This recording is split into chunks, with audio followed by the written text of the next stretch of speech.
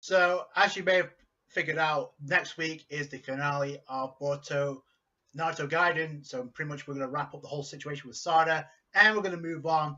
Now, I'm pretty sure we have a couple of things in the manga before what we have currently right now, and that is obviously the Boruto the movie. And before then, we have the one shot of Mitsuki. I'm pretty sure that's going to be animated too, because there was a comment by Orochimaru in this episode to Naruto says, "How's that kid doing?" And I'm pretty sure they're on about Mitsuki. So that we could get the one shot. That'd be cool to find out.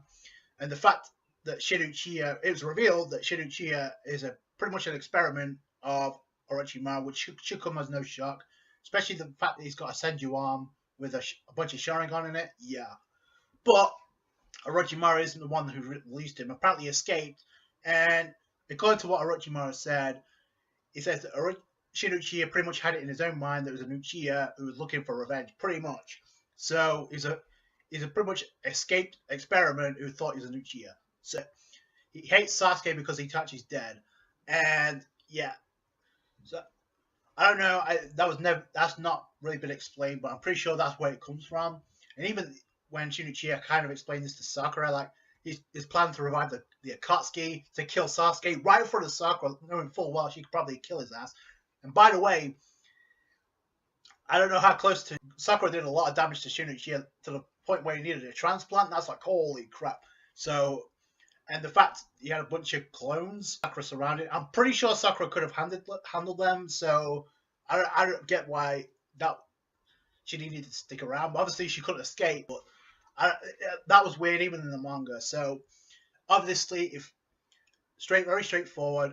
Like I said, Naruto trying to send Sakura in the dimension can't do it because obviously she's in a new dimension. So Sage Mode doesn't work. Sasuke goes to the next best thing for information from Orochimaru, and of course we all think that Team Tucker's going to be there. Unfortunately, Karin is nowhere to be found. Surprise, surprise, because obviously she has most of the answers, I would assume.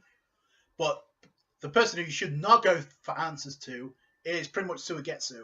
So Sarada's like, yo, Suigetsu, going to a complete stranger, yo, can you give me a DNA sample, please? Like, this guy's an expert on DNA samples. My God.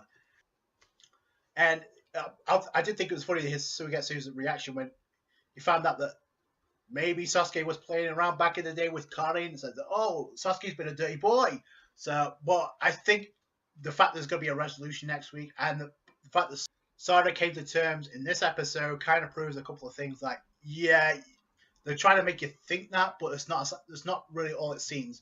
And Naruto came up with a good line in this episode where he says, even though you may not be related by blood, it comes down to the love in the end. Like, you know, Sakura, regardless of what you think, but related by blood or not, by genes or not, the fact of the matter is, she was by your side the entire time while Sasuke was away. So that comes down to love and the affection she had for Sakura. So that spurs her on to save Sakura. Very interesting is the pacing of this arc has gone by super fast. Next week, we've got the resolution, and we're going to wrap up the whole stuff with Sarada and move on. The whole thing with Sasuke going to meet Orochimaru, and probably not the best place to bring your kids along for a field trip inside Orochimaru's hideout. So we get the reveal of what Orochimaru's been doing. Apparently, he's been making some shady experiments. So Shinuchiya is one of them. He went off, and while this is going on, and Shinuchiya pretty much is carving up his own kid so he can transplant his kid's organs into his own so he can survive. And Sakura giving a lesson about what it means to actually take care of your kid. So that was a good line for Sakura in this episode. And like I said, I don't know why she could have fought a way out of there, but unless she felt threatened in any way, shape, or form, which I don't think so. I mean, she came this close to wiping out the antagonist of this arc. I mean, like I said, it's getting resolved. By the end of this episode, I mean, Sasuke's pretty much got his visual prowess back, which confirms the fact that he kind of overused it in his fight in Kaguya's dimension. So I'm pretty sure we're going to get a flashback as to what happened. Like I said, but Sasuke activates Susanoo. By the way, perfect Susanoo. So that was kind of cool. So it's like rescue Sakura. And in the preview, they're going into Shinichi's dimension.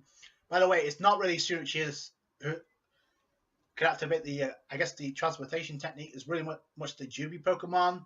So, but I'm pretty sure that's been transplanted onto him anyway.